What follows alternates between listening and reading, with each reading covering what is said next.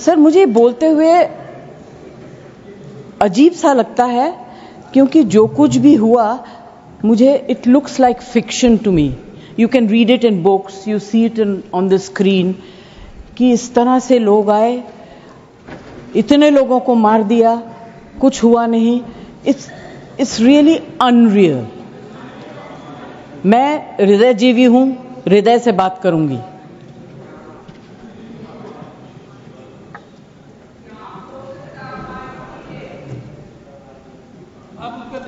Please. मैं ध्यान तो नहीं दूंगी मगर मेरा कान बहुत शार्प है. Please you address the chair. मैं क्या करूं उसका?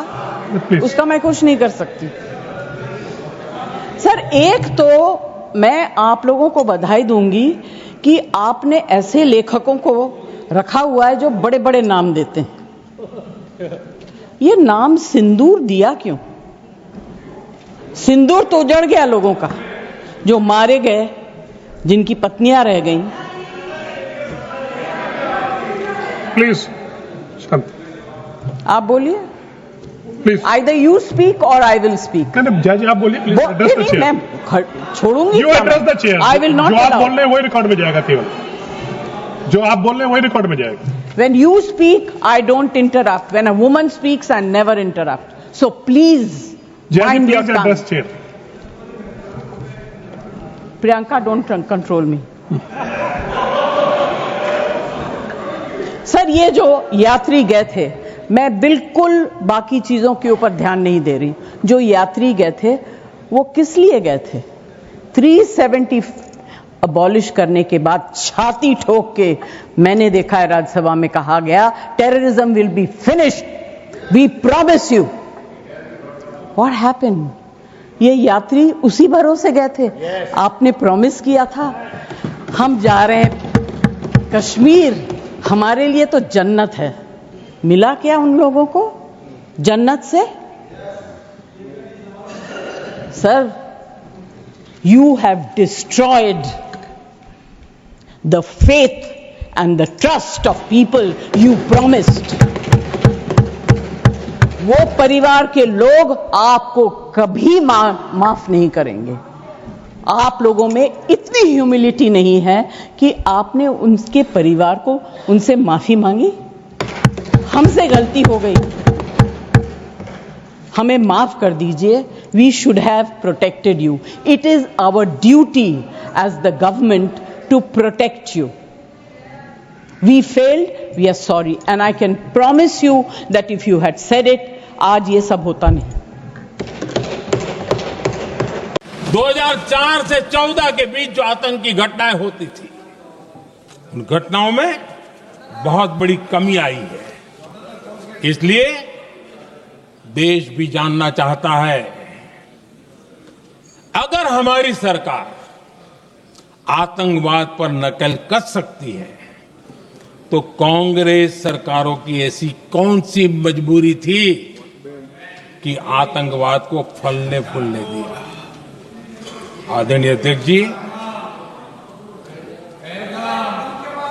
कांग्रेस के राज में आतंकवाद अगर फला फूला है, उसका एक बड़ा कारण इनकी तुष्टीकरण की राजनीति है, वोट बैंक की राजनीति है. जब दिल्ली में बाटला हाउस एनकाउंटर हुआ, कांग्रेस के एक बड़ी नेता के आंख में आंसू थे, आतंकवादी मारे गए इसके कारण. और वोट पाने के लिए इस बात को हिंदुस्तान के कोने कोने में पहुंचाया गया. आदरणीय अध्यक्ष जी, 2001 में देश की संसद पर हमला हुआ था. तब कांग्रेस के एक बड़े नेता ने अफजल गुरु को बेनिफिट ऑफ डाउट देने की बात कही थी. आदरणीय अध्यक्ष जी, मुंबई में 26/11 का इतना बड़ा आतंकी हमला हुआ, एक पाकिस्तानी आतंकी जिंदा पकड़ा गया. पाकिस्तान की मीडिया ने, दुनिया ने ये स्वीकार किया कि ये पाकिस्तानी है, लेकिन यहां कांग्रेस पार्टी इतना बड़ा पाकिस्तान का पाप, इतना बड़ा पाकिस्तानी आतंकी हमला, और ये क्या खेल खेल रहे थे? वोट बैंक की राजनीति के लिए क्या कर रहे थे? कांग्रेस पार्टी इसको भगवा आतंक सिद्ध करने में जुटी हुई है।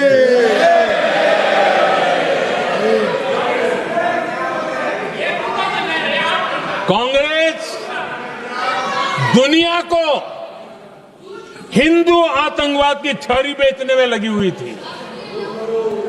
कांग्रेस के एक नेता ने अमेरिका के बड़े राजनयिक को यहां तक कह दिया था कि लश्कर-ए तोयबा से भी बड़ा खतरा भारत के हिंदू ग्रुप है। यह कहा गया था।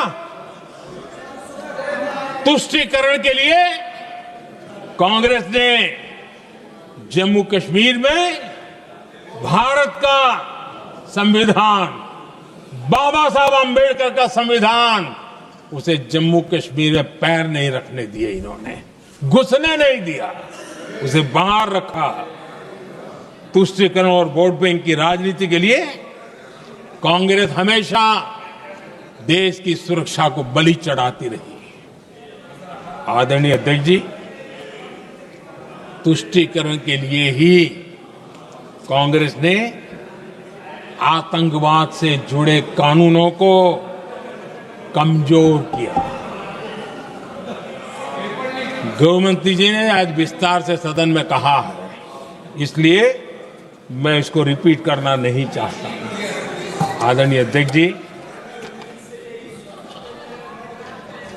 मैंने इस सत्र की शुरुआत में आग्रह किया था, मैंने कहा था कि दल हित में हमारे मत मिले न मिले, दल हित में हमारे मत मिले न मिले, देश हित में हमारे मन जरूर मिलने चाहिए।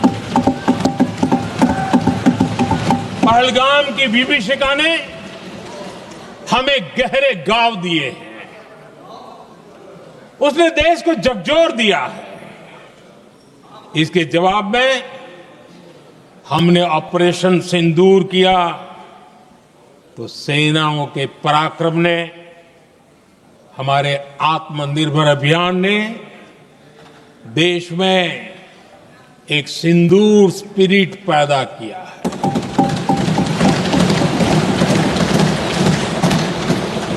ये सिंदूर स्पिरिट हमने तब भी देखी जब दुनिया भर में हमारे प्रतिनिधि मंडल भारत की बात बताने गए। मैं उन सभी साथियों को बहुत बहुत बधाई देता हूं। आपने बहुत ही प्रभावी ढंग से भारत की बात डंके की चोट पर दुनिया के सामने रखी। लेकिन मुझे दुख इस बात का है, हैरानी भी है, जो खुद को कांग्रेस के बड़े नेता समझते हैं, उनके पेट में दर्द हो रहा है कि भारत का पक्ष दुनिया के सामने क्यों रखा गया। शायद कुछ नेताओं को सदन में बोलने पर भी पाबंदी लगा दी गई।